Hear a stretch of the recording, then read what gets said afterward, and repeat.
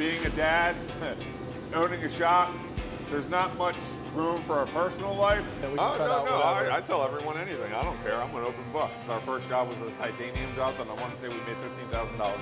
I tried college for about 3 weeks. The main thing I did there that was pretty cool was the catapult system for the fighter jets that launch the planes off the aircraft carrier. Be nice to people. Lava in the hardened state. Lava? Yes. Really? In the hardened state. The best decision I ever made in my life. And that just gave me a whole newfound purpose. It was just like a fresh spring of life, you know? And just, we're gonna take it to the moon, we're gonna go as far as we can, and then we're gonna go 10 miles beyond that. Help a guy restore Civil War cannon. I buried that goddamn tool. All right, guys, so today I am in Warminster, Pennsylvania with Brett Lister. We're at B&B Dynamic Machining. He's nice enough to show us around the shop. So my name is Brett Lister. I'm the owner of B&B Dynamic Machining. Technically we started in September 2021, but we didn't get our first machine until 2022. In March we've been open for 3 years. We're more of a job shop. We got a lot of overflow from other machine shops. We have a couple of our own customers, but we're still working on building up our customer base. So what Quincy's working on right now is actually for an industrial pump company. That's actually one of our repeat customers, and we've actually partnered with a local welder for that. Oh yeah, so we actually host a collaboration group once a month. It's with other owners, machine shop managers, programmers. Actually 2 of the guys, 3 of the people are machine tool reps. 2 of the machine tool reps actually used to sell tooling, which is why they like coming. They like giving their input back on tooling. And then we've actually had 2 cutting tool demos on the VF4, one with Imugi and one with OSG, where they come in after hours and they kind of showcase whatever tooling they feel like showcasing at that time. January, I believe we have Fullerton set up. Fullerton's going to come in and I think cut some Inca now. Nice. And then so we've been going for 10 months strong. December we're taking off because of the holidays. And then in November, the previous month, we had lined up a business strategist to come in and talk to the group, and he was nice enough to do that for free. And the whole 2 hours, we put the unedited 2 hours on YouTube. And you're just doing this to help other shops. They can help you, you can help them, kind of share knowledge, right? Yeah, I expected it to be more about sharing knowledge, what tooling works best for you in this material, what tooling works best for you in that material. I never expected it to be about sharing work. Some of the shops are actually starting to share a little bit of work now. Marcio up at Max Machining, he has a 5-axis bending machine and a laser. So that has really, I know a couple of the other shops have started using Marcio for some sheet metal work. So we have one guy in the group that's a startup company, but he's still working at his main job, and he wasn't getting the finish at his main job in 3/16 that he wanted to. And then the tooling guy started chiming in, how much are you leaving? He's like 5,000. They're like, not enough. You need to leave a little bit more. That way you get into the hone edge of your end mill. So it's a lot like that. Yeah. I'm really grateful for the people that have come to keep it going for 10 months. Yeah. The whole reason I started the collaboration group was more or less because I read Think and Grow Rich, and in that Napoleon Hill talks about a mastermind group.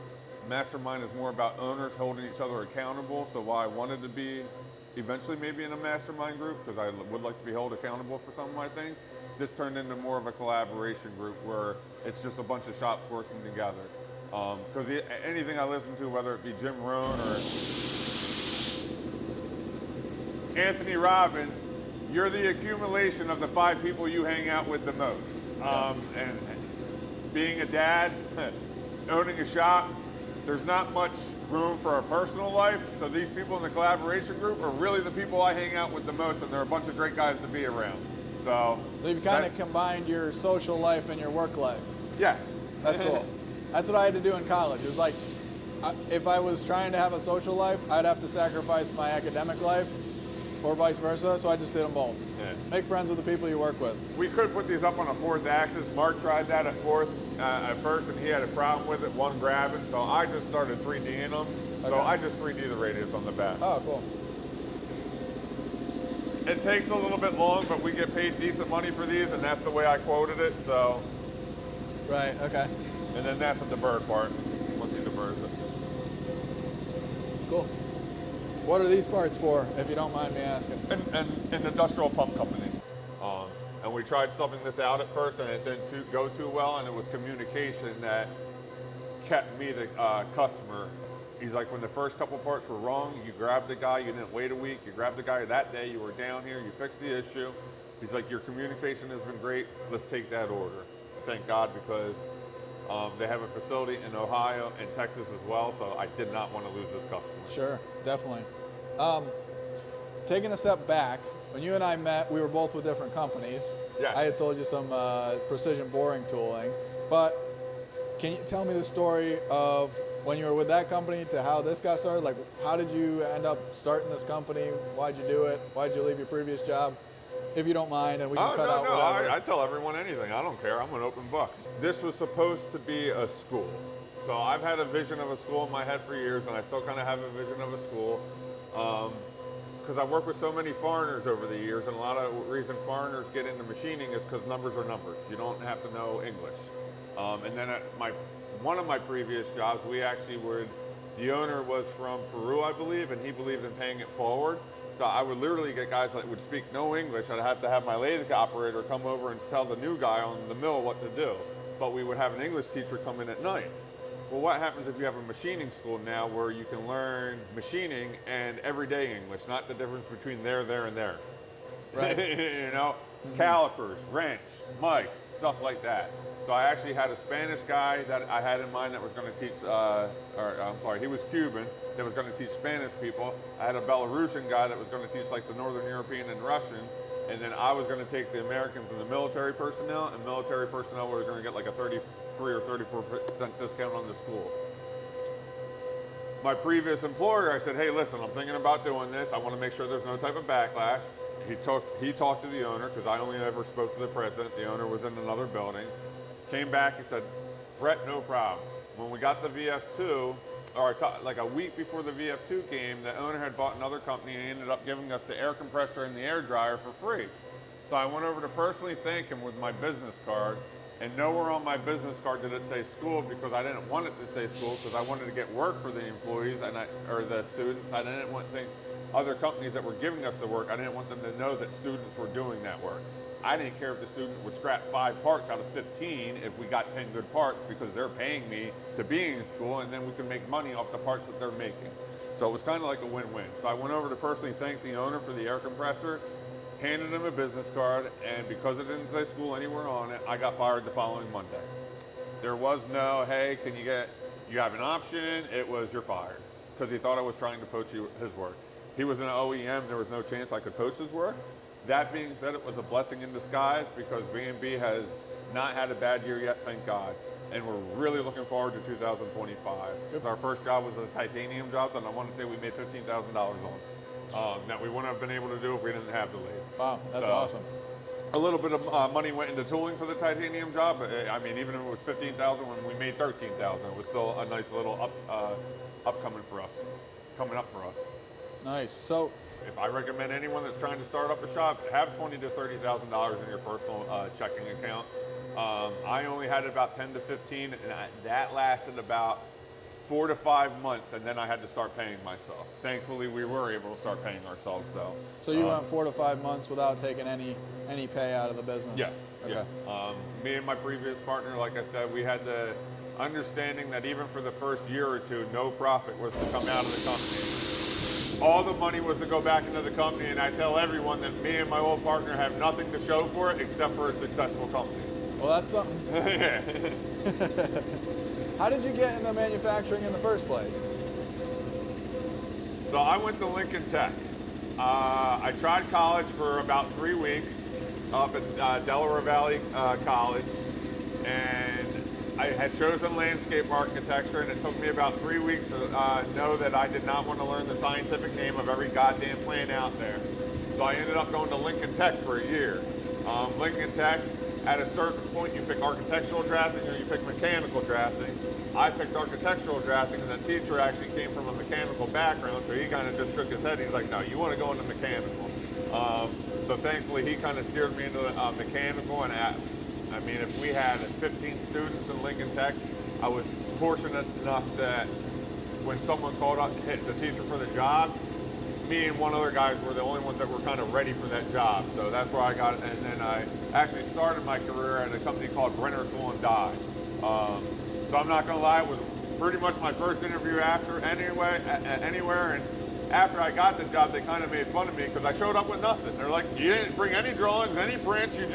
They gave us a sample drawing and you had to draw it. And I drew it pretty quick, and there was 3 things wrong with the drawing, and I caught what was wrong with the drawing. So that's pretty much the reason I got the job. Nice. So I had no machining experience when I started in this business. I was basically, for lack of a better term, every designer got a detailer. So the designer would design the die, and then the detailer would have to, if the die had 300 components, I had to rip apart every component and detail individually so the guys in the shop knew how to make it. So that was my job. But that's how I got into the industry. I was basically a designer's bitch for 2 years, and then part maker was given to him, and he didn't have time, so I got to mess around with it, and that's what got me into the programming. Okay, and then you probably were at a few manufacturers in the area. So yeah, I was at, so that was part maker, but the actual, then the Russian that I used to work for, he used SurfCam, so I got into SurfCam, and we, obviously in tool and die, there's a lot of 3D blocks, so we use that for the 3D blocks and stuff like that. Then I worked at a company, I don't know where exactly I went right after that, but I worked at a company over in Willingboro called Garvey. They did everything mostly for the Seawolf class submarines, which was pretty cool. The main thing I did there that was pretty cool was the catapult system for the fighter jets that launched the planes off the aircraft carrier. That was pretty cool because I worked on the only part that was of the catapult system that was on top of the flight deck. Most of the catapult systems under the flight deck, I worked on the part that the actual fighter jet latched onto. So it was cool. I could pull up a YouTube video of a fighter jet taking off, and oh, I made that part.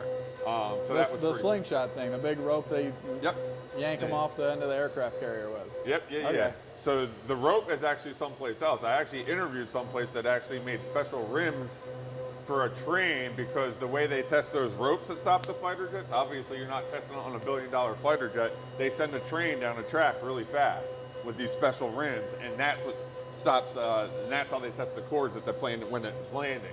Interesting. But yeah, no, I did what actually launched the plane off it. And I never thought about that. A plane doesn't have enough thrust at first to get going, you know? It actually takes a second. And then another place I worked at, mostly everything we did was for the F-16 landing gear. So again, my background is more military and aerospace, oil and gas. Eventually that's where I would like to take B&B dynamic machining with certifications. We're probably going to go with a Pro Shop ERP next year to start that process because I know when we make money, but when I had the different ERP systems asking me and they didn't like my answer that my doors were still open. So I need to know exactly how much profit we're making on each job. And not only that, but Pro Shop ERP is geared towards getting you the AS9100 certification, which will allow us to go after the military, especially with the we-build submarines going on right now. I want to be part of that. There's probably a lot of guys in shops that are skilled machinists that would love to do what you did and start their own shop. Is there any advice you'd give to somebody who was in that position? So that's one good thing. I've actually had quite a few people reach out to me about stuff like that. One young kid was actually just starting his career. Didn't even know if he wanted to open a shop, just starting his career. And it seems stupid, I guess, but one thing I want to say is be nice to people. Because in my 25 years of machining, I never knew I was going to start a machine shop. But now there's people that over the 25 years of me doing this are all now connections. And thankfully, they've been great connections. I've gotten so much free tooling from different reps because they knew I started it up. The metalworking specialist from MSC was retiring at the time. He basically just pulled out his trunk stock and said, here. Kearns? I got it, yes, yeah. Don Kearns. I got a brand new skunk hydraulic holder over there. That's probably a $350 holder for free out of his trunk. Hey, take it. That toolbox was actually Don's over here. This was actually Don's toolbox that I bought for my daughter's boyfriend. I didn't care about the tooling so much in it, but there was a lot of tooling in it. I mean, there was a decent amount of tooling in it. And something, I shouldn't give this away, but this was in there. So let me hold that for 1 second. Tim. Yeah. What type of material do you think that is? Some kind of ceramic or something? Now I was thinking like a graphite or some type of stone or something like that. It's lava in the hardened state. Lava? Yes. Really? In the hardened state. And then what? Like ground to? I don't know. He had to drill it. I think he said he got like 2 drills or 2 holes before he would have to change his drill. Huh. I bet it's super dimensionally stable. Yeah, I have no idea. I figured maybe it had to be used in some type of high heat application. Yeah. I would, Interesting. but I show that to quite a few people, and Where did he get it? I guess he was working on it, and this was a spare piece that he just so happened to put in his toolbox. At some shop was machining lava? Yeah, I guess. That's crazy. Never know what you're gonna get into. Yeah, especially when you're ancient like Don and been around. Sorry, Don.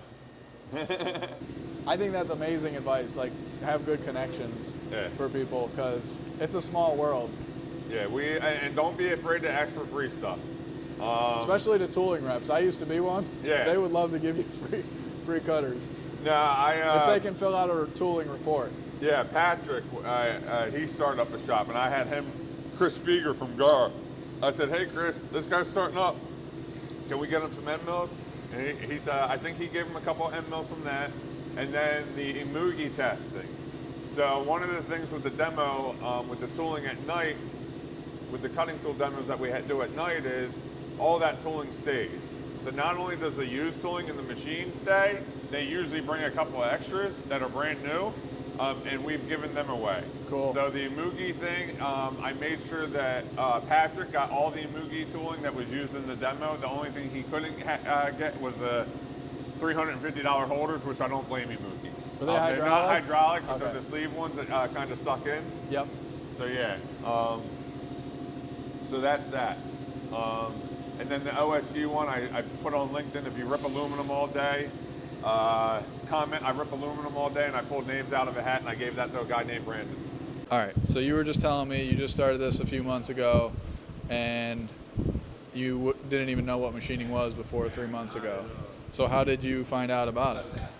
My mom was telling me about, asking me what I wanted to do, if I was going to go back to school or not.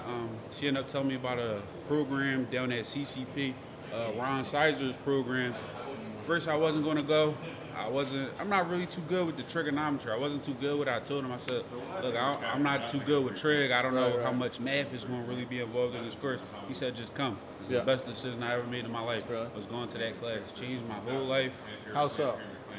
It just, it put me on a time frame of getting to work, getting to class, put me back into the school mode of learning, doing homework, really paying attention and locking in. And it just kind of gave me more of a purpose. Like the first day in class with it, he's just such a great teacher. It just make you fall in love with it on day one. It run you back and forth through the ropes, teach you everything you need to know. And it was a Get you set up. class specific to machining? Yep, Okay. class specific to machining. It's about a 3-4 month program. I graduated in about 2 weeks. He got me hooked up here with Brett and just excelling my learning from here. People might consider me the future of CNC. You know, all the young people around my age. You know, we gotta come in. We gotta fill up the shoes of where the older guys are stepping away at. There's a lot of old guys leaving the field. It is, and there's a lot of jobs out there, but you got to be willing to learn. You got to be willing to be on time, and you got to be willing to listen to a guy that like this. You know, you got to be able to take criticism a little bit. Right.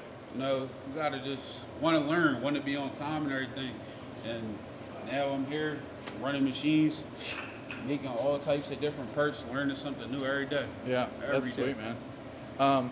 So you said like it changed your life when you started the program.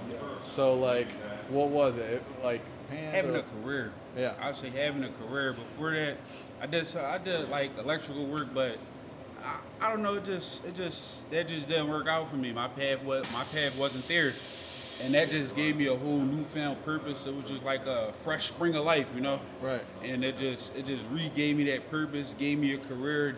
In my opinion, there's like some tangible fulfillment that comes from actually making physical things. Yes. You feel that? Yes, I love to see something go from start to finish. Like, love when I come in here, I see basically something almost like a stone, a rock. It looks like a boulder going into the machine, and it's coming out a clean part, clean cut edges. You know, after you get that deburr going on, it just looks super clean, super nice. So I love to see the process from start to finish, and I love to know that when I'm finished that process from start to finish, that I got something else that I could do from start to finish, and the grind is not over yet. Definitely. Yeah. So, How old are you? 22. 22. So what advice would you give to somebody who was you 6 months ago? Me 6 months ago, Or a similar person? get out there and do it. Don't be afraid. Don't be scared. Just go out there, push. Listen to your elders. I know everybody my age, we don't like to hear that, but you gotta listen to these older guys. They know what they talking about. For better or worse, a lot of them, they know what they talking about, man. And they gonna try to set you up in the best position possible. They gonna try to get you where you need to be, get you where you need to go. You just gotta be able to listen. You know, sometimes you might gotta deal with they old head dad jokes, they corny old head jokes. But that's what comes with the territory. You know, Right. you're gonna learn a lot. I have not crashed a machine, but on my rookie scorecard on LinkedIn, I did scrap out of 3, maybe 400 something parts. I have scrapped about 20 or so. Oh, that's not that bad. So, yeah, a lot of different stuff. It was just nice, you know, learning how to be able to read the code and understand it. That's another big thing that I learned. You know, learning how to not only write programs, but understanding what's in the programs, understanding my G codes, my M codes, understanding all of that. So it's just been a great journey. I plan to continue learning, continue growing here at B&B Dynamic Machining, and just we're gonna take it to the moon. We're gonna go as far as we can, and then we're gonna go 10 miles beyond that. Good for you. You guys are gonna have 500 machines by the time you're done here. Maybe more. We might have 500 shops by the time I'm done here. But Good for it's you gonna be guys. something big. Hey, congratulations. Thank you. Cool. Well, thanks, man. Appreciate you talking. Thank you. All right, so while I was here making this video, a guy dropped off some new work. Is that normal? People just drop off work? Yes and no. Not normally. But I had quoted this job the other day and he never responded to me. And these are 2 turn parts. The mill part I actually had a question about. So he came over to bring the fixture for the mill part and discuss it. And when he brought it over, he figured he might as well just bring the material that he wants me to turn. So I guess I got the job. Woohoo! So we actually do a job for snowmobile. Guy came in and we do snowmobile rails for him, but it started off as another part. We do help a guy restore Civil War cannons, which is actually pretty damn cool. He's actually 15 minutes away. He wants us to come do a shop tour of his shop sometime. I'd love to do that. We do the prop that goes down. So he's the actual magician that we know. We met him through another magician who's worked with the likes of David Copperfield, John Dorenboss. He was actually the president of the Magicians Association of America. We do the assembly that goes down her side. So, and then there's another guy in New York where we actually did a prototype mozzarella slicer for him. He sent down 4 pizzas for us, Lazera pizza. So this is our Kalamazoo saw. It has its quirks, but it was a lot better than this little $100 MSC saw that we had. We actually gave the $100 MSC saw to the guy in our collaboration group that started up a shop, so we just ended up giving that to him. Again, we like to pay it forward. So again, it gets the job done. It did have a problem with this chunk of 410 in the back. It was just a little too big for it. Plus, with it being round, it started cutting on an angle way too much. So that was too much for it, but it does handle the square stock rather well. It's a lot better than our little MSC saw that we used to have, that's for sure. This was actually a Lagoon mill that we ended up picking up for $1,000. Now again, I'm a fan of Bridgeport as far as changing speeds and feeds. It had a little bit more options. I mean, this is just a belt-driven system. But at one point, this is a pretty nice machine. I mean, it had a coolant system, it looks like. There's a drain plug down there. I mean, so this Lagoon mill, I mean, it was a nice pickup for $1,000. For people who don't know, even the fanciest shop in the world has a machine like this. It's a must-have in a machine shop. In my opinion, for secondary op, yes. I would even have a manual lathe if we had the room for it, just to go over and do like one-off plugs on a manual lathe. But unfortunately, we're kind of already powered out here and maxed out as far as size.